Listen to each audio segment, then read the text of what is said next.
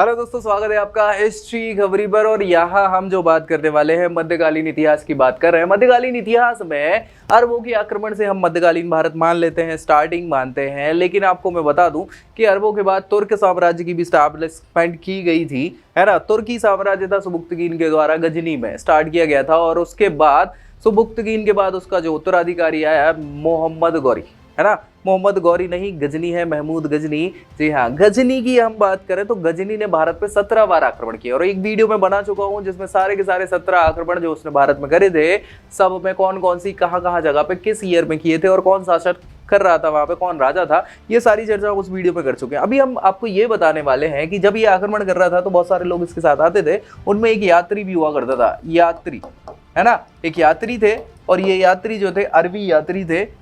अरबी यात्री, क्या नाम है? अरबी यात्री। और अरबी यात्री के साथ साथ इनका नाम अगर हम चर्चा करें तो उनका नाम है अल बरूनी। क्या नाम है? अल बरूनी इनका नाम है। अब अल बरूनी ने एक बुक लिखी हुई है, उस बुक का नाम है क्या? तहकीक-ए-हिंद।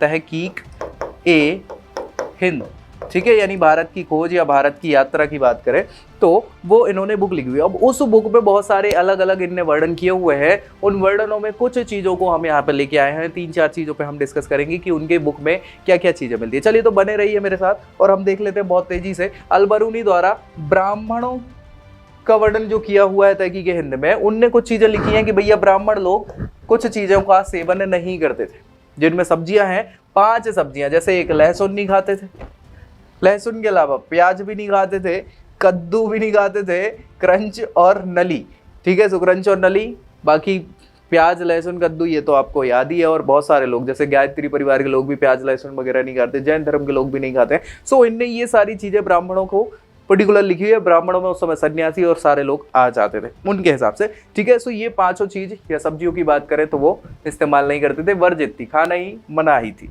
चलिए नेक्स्ट और बात कर लें तो इनके द्वारा संवतों की भी बात करी हुई है तहकीक-ए-हिंद में कि अलग अलग कैलेंडर चलते थे भारत में। तो कौन से वो 5 कैलेंडर चलते थे? एक तो विक्रम संवत चलता था। विक्रम संवत की बात करें, विक्रमादित्य के द्वारा बनाया गया है ये 58 BC में, ठीक है। शक संवत जो था, शक संवत चालू किया किसने था?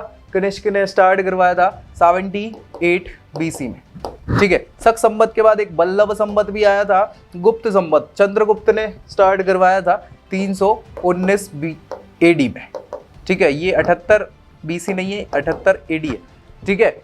हर्ष संवत हर्षवर्धन ने चालू करवाया था 605 AD में, ठीक है। सो ये हर्षवर्धन का संवत भी है। तो इतने अलग अलग कैलेंडर अलग अलग राजाओं ने स्टार्ट करवाए थे अपने नाम से। तो ये सारे 5 के 5 संवत यहाँ पे इनने बताए हुए थे अल बरूनी ने अपनी तहकीक-ए-हिंद में। इसके अलावा इन्होंने नदियों का भी वर्णन किया हुआ है। तो बहुत सारी नदियां हैं जो उस समय थी, इनने बताया है। एक तो सिंधु नदी थी क्योंकि वहीं से आते थे, सबसे मेन वही थी। सरस्वती नदी भी उस समय तक बहती थी, अब तो नहीं है सरस्वती नदी लेकिन तब तो थी।